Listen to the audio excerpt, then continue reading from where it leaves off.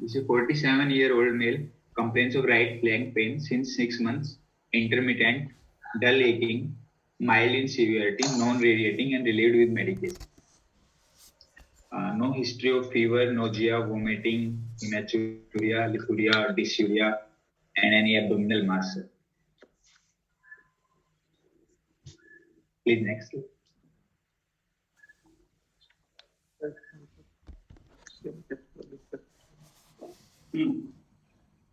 Yeah, any more details in the history or only? Yeah, Answer. Just the history. Hello.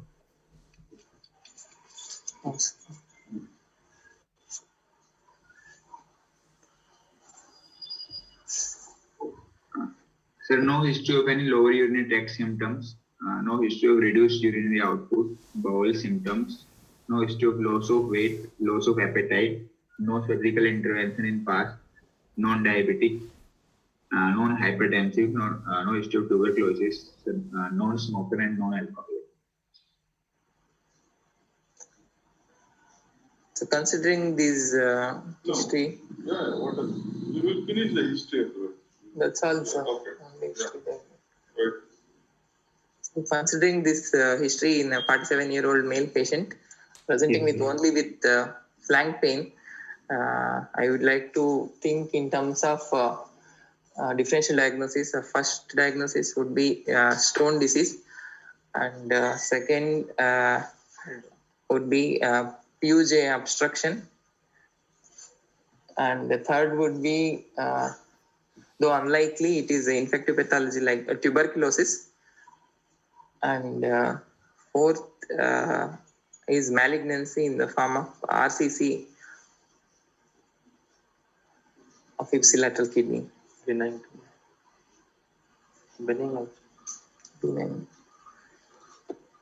Or benign condition like angiomyolipoma.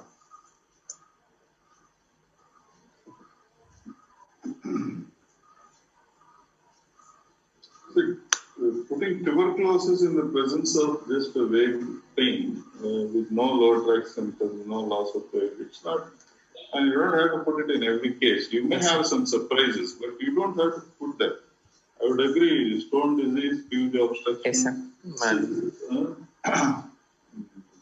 malignancy. But of course, if there is hematuria, you will be more inclined. Of course, you can put RCC or whatever. And also, I would like to consider the cystic disease of the kidney as one of the DDs because the age and bilateral ADPKD is possible. Patient may have pain on one side rather than on the other side. Possible. Yes, sir. The other thing you should always remember, if the patient is having a 6 month history of pain, might have got some treatment, got some investigations. You can ask the patient, even in exams, you will not be penalized if you said, you went somewhere, did you start some medication, did you get some relief? It's like in BPL. Yes. You should ask whether you were put on some medicine. Even general practitioners put the patient on Urimax. So you should ask them, and what was the response to it? Yeah. What was did you take some painkillers? You would have already undergone so many tests. Yes, so, treatment history, medications, what the patient is on, should be asked. Anyway, not written, so we'll presume nothing will happen. Okay. Yes, sir. So, any family history of relevant things, any family history of urolithiasis, I would like to know. And also family history of malignancies like RCC. Okay, sir. If it is there, they would have told. I mean, yes, that's okay, sir. Proceed. Sir, on examination, ECOG 0, sir, vital signs, febrile, pulse rate 76, BP was 150 by 80. General physical examination, pallor was present, rest, icterus, cyanosis, clubbing, fetal edema, lymphadenopathy was negative, sir. Per abdominal, soft, non-tender, no organomegaly, bowel sounds were present. DRE was normal, sir. Scrotal exam, the dental examination was also normal, sir. No abnormality found on system care. So in the examination, the positive findings are BP is slightly on the higher side, and there is pallor. So considering this in your history and examination, do you want to add any other diagnosis based on this? Differential diagnosis, you told. yes, sir. Based on the general examination. Now, you want to add another diagnosis in the differential diagnosis. So there can be upper tract TCC causing microscopic hematuria and also obstruction leading to pain and anemia. Tumors you are told, renal or TCC or anything more than that.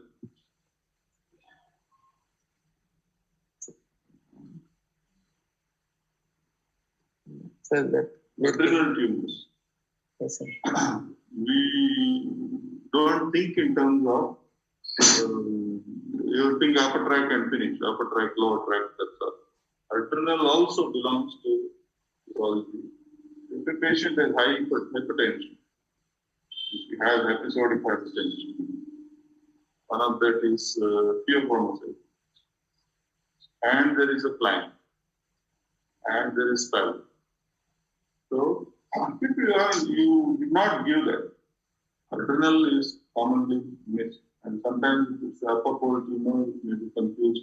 So, in your differentials, you should have that in mind. Though it may be not be present in this case, but what I'm saying is be open.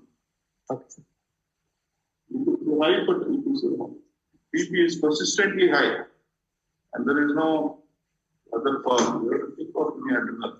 Unless you say for the ultrasonologist that look for adrenal, you will not look for it. Yes, sir. Only pallor and Yes, sir. investigation is done. So we just- DRE has been done. Okay. None, all What do you want to do now? I want to get basic blood and urine workups first. Hemoglobin total counts, serum creatinine, electrolytes, and urine routine, urine culture we want to see. So urine routine is showing albuminuria and acidic pH, presence of pus cells 20 to 30 WBCs per hypower field, and there is no glucosuria. Urine culture is showing E. coli, significant growth. So what is worrying you? Further is infection. Yes, sir. Albumin 3+ is worrying. When you have a gross abnormality, see, whenever we talk of albuminuria and all that, so it is ideally the rest of the parameters should be normal. Normal. And if the patient has gross hematuria, when there is 3+ albumin, you don't take it as oh, he's got a person renal dysfunction or renal disorder. Yes, sir. Clear the infection, then interpret it. There is no harm. Just waiting for the infection, you treat it, Yes, sir. and then you see what is the persistence of protein, something like that. That is more relevant. But when you have something, everything, you have a gross hematuria, don't say, oh, yes, for 3. Yes, sir. Keep that in mind, follow it up, and see. Your urine spot PCR or 24-hour urine protein estimation can be delayed till you treat the acute process. Yes, sir. Anyway, you just remember that there is 3+ albumin. Yes, sir. And this patient is having Pallor also. pallor hypertension. So is there what is your concern? Is the renal function normal? The renal Or function abnormal? might be. But how do you explain this patient having culture positive and he has no lower tract symptoms, no fever? So there might be stone, sterile pyorrhea, but it is not sterile. Use loose terms. Yes, sir. Culture positive. Persistent stone can cause persistent culture positive asymptomatic UTI. That will be the source of infection. Usually, they will have some kind of low-grade fever on and off. They would have just passed it out. If such symptoms are, if your investigations reveal such abnormality, you go back to the patient and find out Whether whether they he have. has something positive and whether any lower tract symptoms are, again, you would have passed it on as normal, whether these symptoms are present. It's not that you have finished your history and you cannot go back to it. If you find some abnormality, go back to history, go back to examination also. It is much better than having some trouble later on. Missing something should not happen. Yes, sir. Okay. So, Hello. So, Graham, Anil. yes, sir. What is one complaint that patients who have albuminuria tell you? Lot of patients with albuminuria, 3+, 2+, they have a particular complaint. Sir, foamy urine, sir, with lots of bubbles and. Yes, frothy urine. That's what they say. Any idea why there is froth in the urine? That is because of proteins that causes turbidity and that causes What is the physical mechanism for that? Any idea? that decreases the surface tension of the Right. urine. Okay. Right. Yes, sir. And So as Prabhu said that the creatinine is elevated here, isn't it? yes, sir, creatinine is 3.98 and the WBC counts are less, sir, less than normal. Leukopenia is there.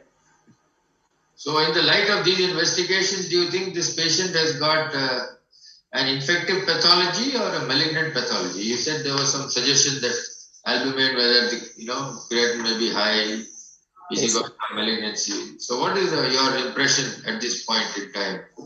You think he's got a malignancy or you think he's got an infective pathology? Sir,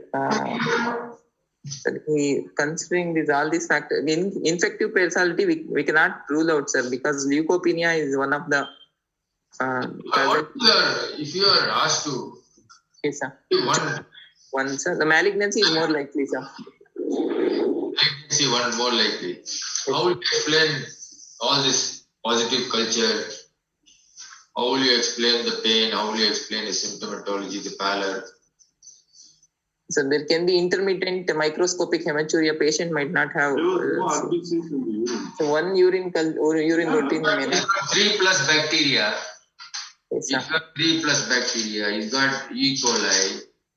He's got albumin. He's got creatinine elevated. He's got low hemoglobin. Huh? Yes, sir. Why can't this be just an infective pathology? There is no history of even low-grade fever in the past 6 months, or even though the patient is having pain for the past 6 months. Huh. So are you saying that this urine culture is false? No, sir. A single organism, it's not a mixed growth. Yes, Single organism, so they are saying. Huh? yes. Infection is also one of the possibilities, sir. If your creatinine is 3.98, Yes, what does it indicate to you? GFR is less. Apart from that is obvious. GFR is less, but I don't think Prabhu is asking the question with that answer in mind. He wants to know when the creatinine is 3.98, Yes, sir. what is your impression? So that he's having unilateral pain, whether he should be having solitary kidney or the opposite kidney is not functioning well, or there is some bilateral pathology which is affecting this side first and later is also asymptomatically involved. What else? What else can it be? This can be because of sepsis, sir, but there is no fever and leukocytosis. Sepsis can cause creatinine, elevated creatinine. Could it be a malignant pathology? Malignancy, cell carcinoma usually does not alter the functions, sir, unless it is very, very large, involving solitary kidney. Which tumor? RCC, sir. Or doesn't cause renal failure? Usually preserves kidney function. Really? In RCC, This type of situation. you can have renal failure. This type of situation. What can account for all these symptoms is with this elevated creatinine and in malignancy. Don't know. He's got albuminuria, he's got malignancy, and he's got raised creatinine. Your contention is unlikely to be malignancy because creatinine is usually normal. We are saying it's not necessarily to be normal. Yes, sir. Even with renal malignancy, you can get an abnormal creatinine. So how do you explain that? Is that malignancy is obstructing the PCS. Malignancy is obstructing the PCS. And why will you get albumin 3+? Invasion. Huh? Involvement of PCS, sir. So why do you get albumin 3+? Albumin leads from PCS or from some, where does albumin lead? Glomeruli. So what is obstruction to the PCS? Why it should lead to proteinuria? Invasion. Invasion of the PCS will cause albuminuria. Don't go into thinking something which is out of the box. Yes, What is the cause of albuminuria? Can there be something connected to RCC yes, sir. which can cause albuminuria? Something connected to RCC. Renin secretion. Huh? Renal vein involvement, sir. Renal Yes, vein sir. thrombosis. Renal vein thrombosis. Yes, how many times we have discussed this? Yeah? What is your doubt about it? This answer should come out. Fatafat. What is this? Yes, sir. So now why there is a renal failure? Now there is renal vein thrombosis. How can it cause renal failure? If it is unilateral, it should not have caused. Sir, if it is causing obstruction in the IVC, it can cause both renal injury. Is it possible that this patient had pre-existing chronic kidney disease and on top of that he developed a cancer with RVC, with renal vein thrombus? Yes, sir. That is possible, sir. We don't know the Anything is possible. There is no. The permutations and combinations are, unlimited. Limitless, literally, yeah. Yes, sir. Yeah, so, you could think of various possibilities here. You can have extensive renal vein thrombus. The acuteness of the thrombus is also an important parameter. Yes, sir. You see what happens is that you have a tumor thrombus and on top of that you get a bland thrombus suddenly blocking Yes, sir. and involving both the renal veins. And then you have raised creatinine. And if the background is already there, then it is very little effort on the part of the tumor to cause renal failure. So, these are things that we must keep in mind. Yes, sir. Apart from the fact that he just got a solitary kidney or he's got one kidney missing or there could have been a background of anything possible in this man. Okay? Okay, sir. Right. So I would like to get ultrasound abdomen done, sir, first. Again, as I said, if this patient's grade is 3.98, you go back to history and ask whether he took any Analgesics. 6 months of analgesics. Sometimes I think patient doctor would have given for 4 days. This patient continues to have. Yes, sir. You might continue to take the drug history is important. Yes, sir. Anyway. That's positive.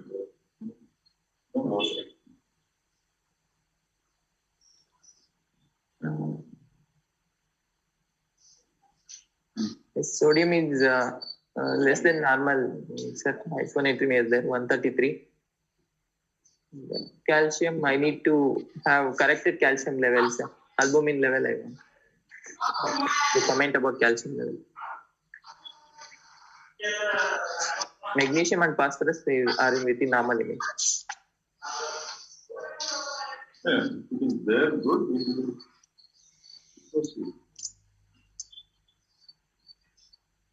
So this is the ultrasound of the KAB. They have not mentioned which side of this thing.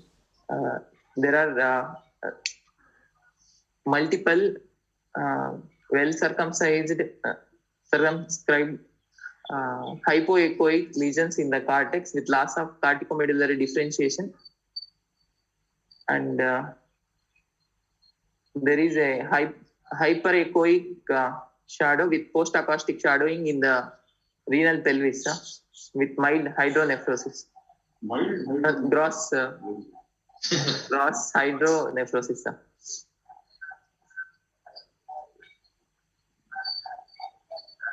And the hypoechoic lesions does not show any internal echogenicity or debris. They're clear.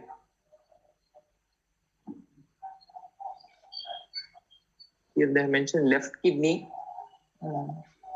It is measuring 6.97 centimeters. So left opposite side kidney is small contracted.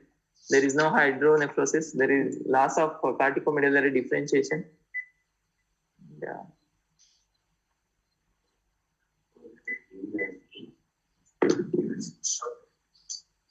Yes, sir. Hypoechoic area.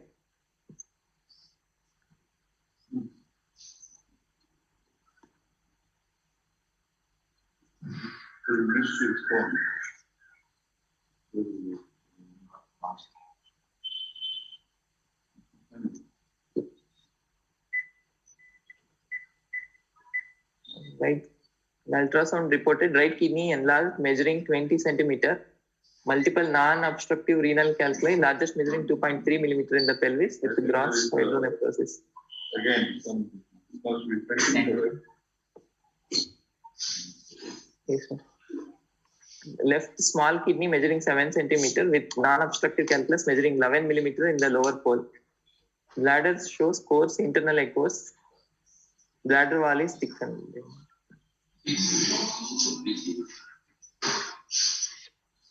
So do you agree with the left kidney picture? The stone is not being demonstrated in the No, section. okay, let's assume the image is showing this form. Yes, sir. What do you think is the cause for the contracted kidney on the left side? So there is no ureteric dilatation mentioned, and there is no hydronephrosis also on the left side. Considering there is stone in the lower pole, there might be some stone previously and has passed out, which might have caused this contracted kidney. Ureteric stone on the left side, not that sonologist won't have commented about Yes, sir. it because There is no hydroureter. Yes, sir. stone disease. You have stone and the small kidneys. Yes, sir. Might have been long standing. Something has happened on the other side also. Yes, sir. Are you happy with this, or you want to proceed with the treatment, or you want to? So we want to evaluate with CTs, NCCT, KUB, sir. Why not KUB, man? Sir, sir, why not? KUB X-ray. KUB X-ray, what will the NCCT show you? More than what it is. His ultrasound is showing you gross hydronephrosis. One kidney is gone. He's got a large kidney on one side. Sir, for the reason for left kidney contracted left kidney is not known. So sometimes if the ureteric stone is not seen, we have to repeat. Is there harm in getting an X-ray? No, sir, there is no harm in getting X-ray KUB, sir, but CT would be the best choice here. But there's no dilatation of that ureter, no? If there was a stone in the ureter, Yes, sir. urologist would have told you there's a dilatation of the ureter. I think it might be the past pathology before the scan is done. That stone might have been passed out, or it was old case. Sir. And that is accounted for this small kidney.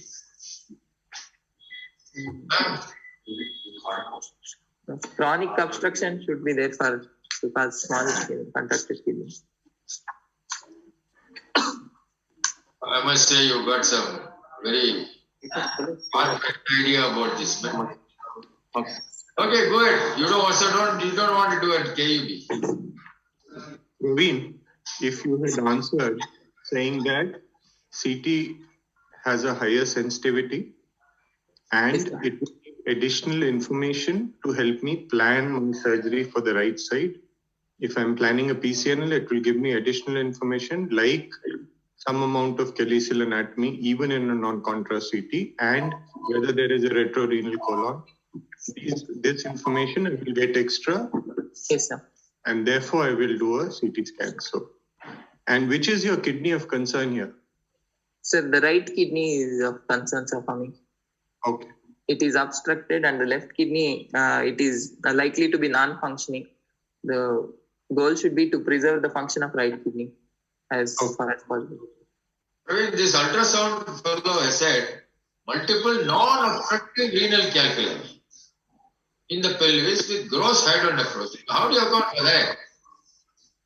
How do you explain that? Non-obstructive renal calculi Yes, sir. measuring 2 to 3 millimeters. No, it's But in the That's probably centimeters. centimeter. yes, but in Largest the stone is 2.3 centimeters. in the picture it is showing that large stone, sir. In the yes, sir. In this it is showing Yes. 2.7 centimeters, and it is also almost obstructing the pelvis with gross hydronephrosis. And how is he saying non-obstructive? Abutting the wall of the pelvis. In addition, I think there are calculi. He's saying non-obstructing, man. Multiple other stones are there, sir. He might have missed. Secondary stones might be there. What pathology will you think of if he has reported like this? Suppose the report is correct, the sonologist is correct. What pathology will you think of? Sir, XGP, I would think. XGP.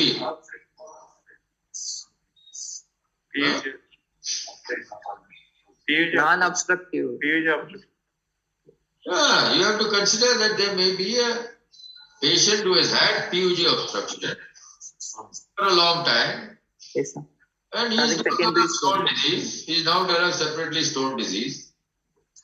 Anything is possible, no? It doesn't mean that just because you've got PUG obstruction, you will only form small rounded calculi. If you have a PUG obstruction and a small rounded calculi, yes, they two can be correlated. But it doesn't mean that you cannot have a large calculus in the PUJ. Both can be had. Yeah. Okay. Yes, Now let's see a CT scan.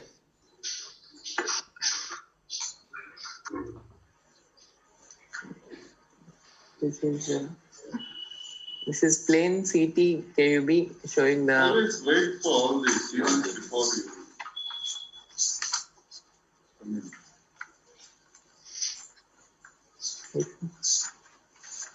No.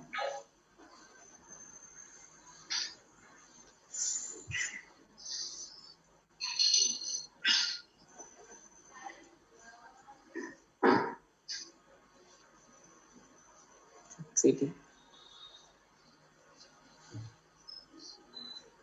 So there is and the right kidney is grossly hydronephrotic with large pelvic calculus with multiple calculi in the calyces, Be specific. in the lower pole calyces, and there is no ureter is not seen in the given section. And kidney, the parenchyma is thin. Okay, sir. And You are looking at the negative part, but also look at the positive part. There is in the same image, there is good parenchyma in other part of the. Here it is thin, of course. So you have to look at the good. There is little bit good parenchyma. Don't. It is not uniformly thin that in a stone disease you can have one group of calyces which are more obstructed than the other. symmetrical thinning of renal parenchyma is there. And always in stone disease, compare the density of stone with the surrounding bone. Yeah? Yes, sir. Because one of the management is now you do some ESW or whatever. If you have ounce units, well and good. But uniformly dense stone, or it looks in between, whatever. All those things you will have to comment. It looks uniformly. You asked for a CT scan, no? Praveen, you asked for a CT scan, no? And as Dr. Manish said, you have to give enough reasons to say that this is better than a KUB. Yes, sir. X-ray clearly shows that you see, Prabhu was talking about how dense the stone is. It's as, in fact, probably more dense than the bone. Will indicate to you whether this stone can be how easily it can break. Is there, you could have some idea of the chemical composition. So additional features are there on the CT which scores over the KUB. So when a question like that is asked, you have to look at all the other positives versus the negatives of that KUB. When the examiner asks the question, he thinks that the KUB is a positive thing. So you must counter it with negative features of the KUB. Then only you score. You understand? Yes, sir. Yeah. So show the first X-ray. There was a KU, the NCCT, the first cut. Yes. In that cut, there are the stone that is seen there. There appears to be two limbs, isn't it? Yes, sir. Where do you think is the PUJ? In which limb is it? So this limb is PUJ, sir. Right. Okay. Right. And where's the other limb? So this is the other limb. I think it is. It is going down, sir. LPC towards LPC. Towards LPC. Yes, sir. So where exactly is it? Going down means right now where is it? Right now, it is in the infundibulum of the LPC, sir. Right. Okay.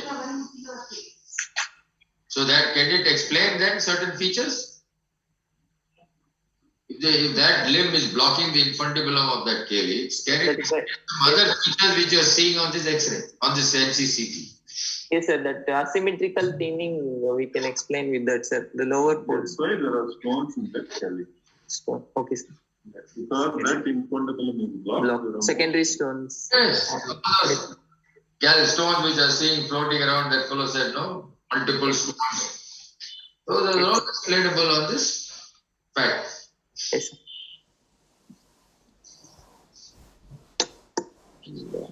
So what's your plan for this patient? Sir, left side kidney is. Is there something in the bladder also? Yes, sir. Bladder, there is hyperdense. There is stone, sir. How did that stone come, man? So how does that explain? Yeah, how does this stone land up there? So that stone might have been there in the left ureter, and before scan it might have. Opposite side kidney pathology might be because of this stone, which was passed out into the bladder later. Was there any suggestions in the history that this patient had left-sided Lloyd? No, sir. Never. He did not have. No. You have to go back and ask the patient. You would have forgotten long back. Sometimes think would have passed it out like gastric or something like that. Yes, sir. Only this side pain is persisting, so you have come to possibly. But What is the size of this stone which is in the bladder? 17 mm.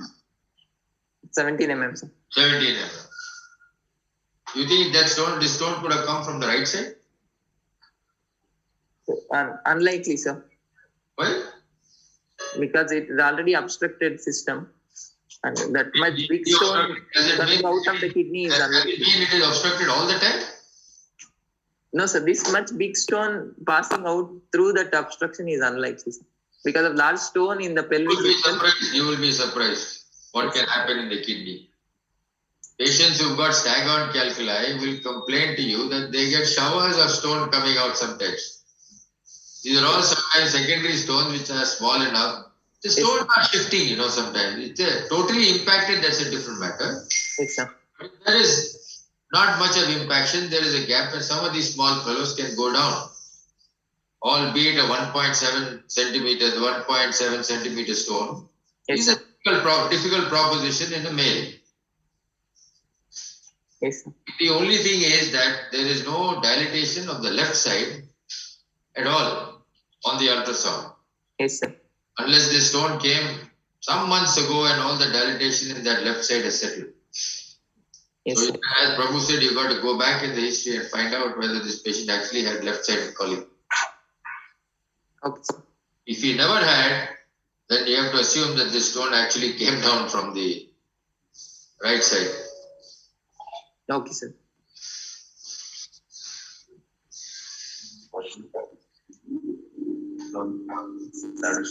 Secondary bladders. Right. So what are you going to do for this patient? What are you going to do for this patient? Sir, he has culture positive urinary tract infection. Sir, I want to treat with antibiotics. Simultaneously, I want to put PCN on the right side, sir, to drain the obstructed system. And I will. What is the advantage of what you are saying? Why not put a stent? Patient is comfortable. Why not also give him antibiotics and do a PCN? So putting a. What is your suggestion is to do a PCN? The PCN will give us. And give antibiotics or no antibiotics? We have to give antibiotics, culture specific antibiotic. Prabhu's suggestion is why not put a stent? My suggestion is you give him an antibiotic and do the PCN because he's got no symptom, he's got no fever, he's got no leukocytosis. Got a stone. So what is the advantage or disadvantage of each of these? Why not put stent on both sides? Left side there is no obstruction, sir. Stone. There is no hydronephrosis. Patient wants stone to be cleared, no? He's got a lower pole stone, man, on the left side. Yes, sir, LPC stone. That may also drop sometime, you never know. Yes, sir. By putting PCN, we can measure the urine output from that kidney, sir. And what difference does it make, man? He's got only one good kidney, whether it puts Function 1,000 ml or 2,000, you don't have what you going to get by measuring the output. What is the advantage or disadvantage? What is the advantage of your technique? What is the advantage of my technique? My technique, disadvantages, and Prabhu's technique. Sir, after decompression and treating the infection, the recovery will be better, sir. That outcome. What outcome? Renal function outcome will be better, sir. If we decompress. How do you know? Creatinine may not come down. It may be chronic kidney disease. Creatinine may not come down. So gone kidney, what are you going to do?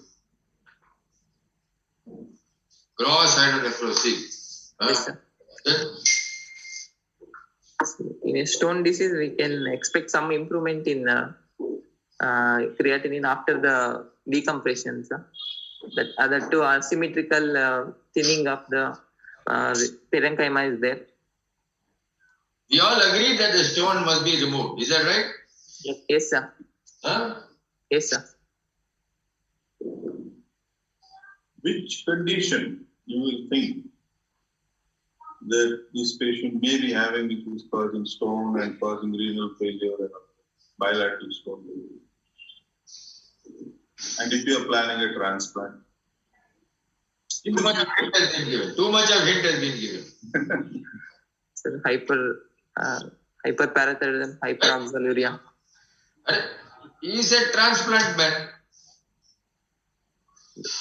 He's already CKD. Sir. Huh? No, which condition you will think of? Which condition you will think of? To rule out that condition. How rule out, man? You have to think of that condition first. Then only you can rule it out. Which is that condition that Dr. Prabhu is talking about? You mentioned it, but you didn't use the right word. You said hyperoxaluria. Hyperoxaluria is different to oxalosis. Yes, sir. Primary oxalosis is different to hyperoxaluria. You understand? Yes, sir. Yeah. You must find out what the difference between these two terms are. Okay, sir. Right. You see, the biggest advantage, you must remember this patient has got a positive culture. Yes, sir. He has got renal failure.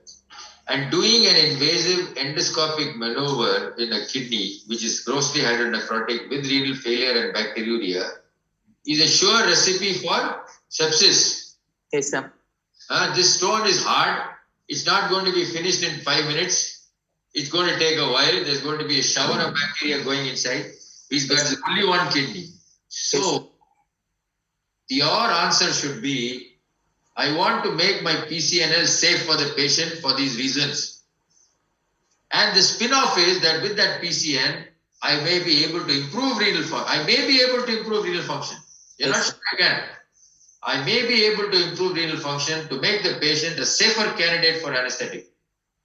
Yes, sir. Remember, anybody who's got renal failure is not a good candidate for any surgery. General rule of thumb. But we are operating every day because things have changed. But when you have a situation like this is an ideal recipe for disaster. If you begin to cut corners, then you do it. Okay? If you do my way, by giving antibiotics and taking off the stone, you are in trouble. Yes, sir. What is wrong with Prabhu's way? You're not doing anything. You're putting a stent. Stenting might be difficult, sir, considering the infection. Best technology. Fellows are putting stent under local also. All expert endourologists today, man. There is no ureter, there is no kidney, they cannot get into today.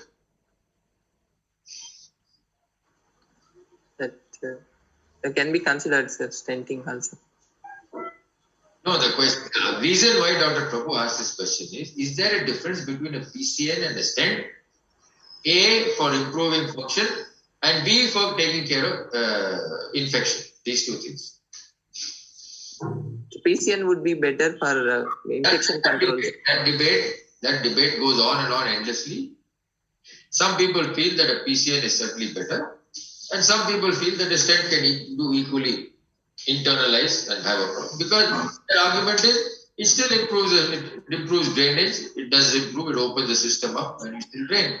And they've got evidence also. They've got evidence of kidney function improving on stent. Emergency fellows coming, they put a stent, it does improve. Okay?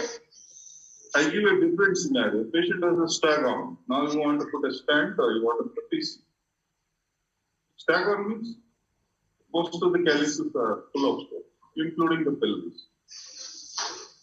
Sir, I want to put a stent. Listen to the question carefully. He's given you a lot of information on that question. The stag-on calculus usually will not be obstructing. He said no, a large stag-on calculus, all the stones are in the calyces, lots of stones are there. Will you, by placing a stent in the pelvis, drain the system? No, sir. That's the answer. So if you not improve the creatinine, you put the stag-on and you put a coil of the Stent in the PCS, pelvis. Because the obstruction, like in this lower calyx, it is obstructing the Infundibulum. infundibulum. So what if you drain the pelvis? It's not going to change. We have to put PCN in all the. Multiple PCNs may be required. Yes.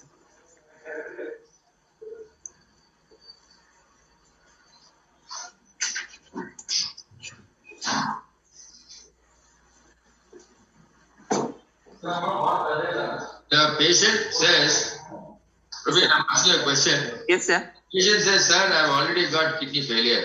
Yes, sir. You're going to remove my stone. Yes, sir. What is the chance that I will need transplant? This point is GFR likely to be from 15 to 20, sir, considering his creatinine. What is your Sir, he is likely to What be. is your reply to that question? He is highly likely needing renal replacement therapy and transplant, sir, because albuminuria is 3+ is there. Right. That is the most important factor that you have to focus on. Yes, sir. Because there is a huge correlation between the development of albuminuria and progression to end-stage renal disease. Yes, sir. This guy has got 3+ albumin, and it's likely that there is very significant renal disease, and there will be some marginal improvement in renal function. Yes, sir. We do all these destoning procedures and all that, but ultimately he will go into renal failure. It's a time-bound thing, and if he's got 3+, and depending on how his creatinine is, these guys may go into renal failure within 2 years. Yes. Overt renal failure where he, goes on. So it's a serious matter. I forgot, how old is this patient? 47-year-old. 47, yeah. So he is likely to become dialysis dependent before he's around about 50, 52 years old age. It's a sad fact, but the other kidney is gone and this one is there. Yes, sir. So, coming back to the question that Dr. Prabhu asked. Yes, sir. What are the red flags in this patient regarding transplantation?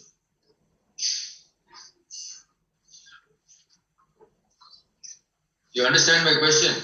So the concerns in transplantation, sir. Yes. What are the red flag? There's a huge red flags waving here. Yes, sir. He has multiple stones all over, sir, both the kidneys and also in the bladder. Okay. Take all that out. He needs metabolic evaluation. What is the red flag with relationship to transplantation? What is the worry here?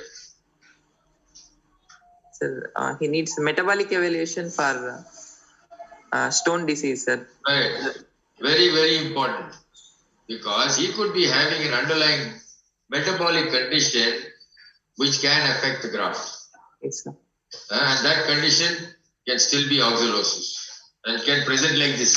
It doesn't have to be presenting with renal failure or stag-on. You can get any type of stone disease in oxalosis. Yes, sir.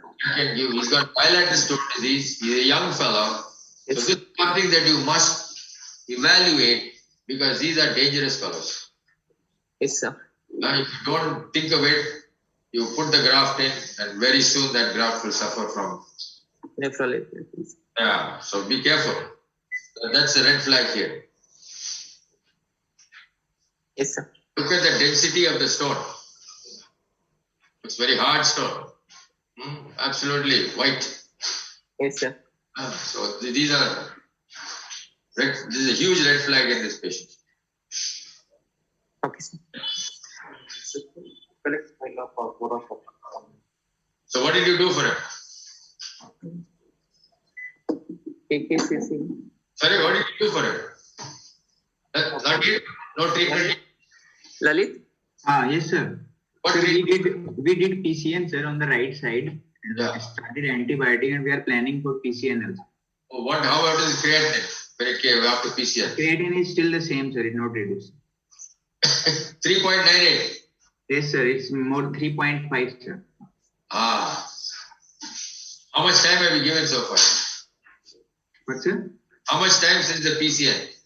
Sir, whole day, sir. 4 days. Yes, sir.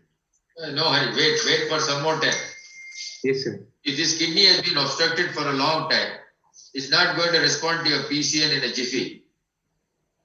If you really want to get an added creatinine, you wait for some time. Wait for 1 day, 2 weeks, 3 weeks. Let him be with the PCN and see what's happening. Okay, sir. Yes, sir. Praveen, what is the longest we can wait? So 3 months, sir. Why? So that beyond that, there will not be any improvement in the kidney function, sir. Better way to answer it? Scar formation. What scar? The maximum improvement is at 3 months, sir. Somebody would have looked at this question scientifically and answered it. Yes. So who are they? What is their opinion? I don't know, sir.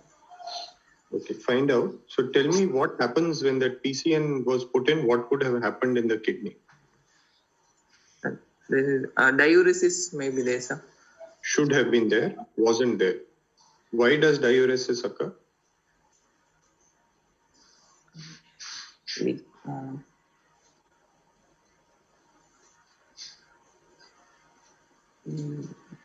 Long-standing obstruction causing renal nephropathy, and So- that causes concentrating defect. All the more you should have dialysis. No, That's a question in a different way. Manish asked you a particular question. Why was there no diuresis? In relationship to that question, why hasn't the creatinine come down with the PCL? What could be another reason why diuresis or whatever? So, any other reason? Diuresis that Sir, factors causing GFR reduction due to the obstruction. Since the obstruction is relieved and those factors will be gone, so kidney GFR will increase. We are assuming that the PCN that has been put in is draining the entire kidney and all the parenchyma. You will recall a lady, you may not have been a PG at that time in your own hospital with tuberculosis. Where when you have a situation like this, you may have to put more than one PCN. You may have to put more than one PCN into the calyx to make sure that it is draining the entire kidney. So that is one reason why somebody's creatinine may not improve, especially when calyx are blocked like this with stones and everything else. Okay? So, and if you remember, as Prabhu said, the lower pole of the kidney has got more meat. So if your parenchyma, if the kidney is not being drained, which has got good parenchyma, if that portion is not being drained, it's unlikely that the creatinine is going to improve dramatically. You may have to put another PCN. But generally speaking, we put one PCN and see what happens. But this is a dicey situation because the other kidney is very bad. His creatinine is not improved. You may have to go back and see whether you need to put another PCN on this fellow. yes, sir. Yeah. You have to keep an open mind on these things. You don't know.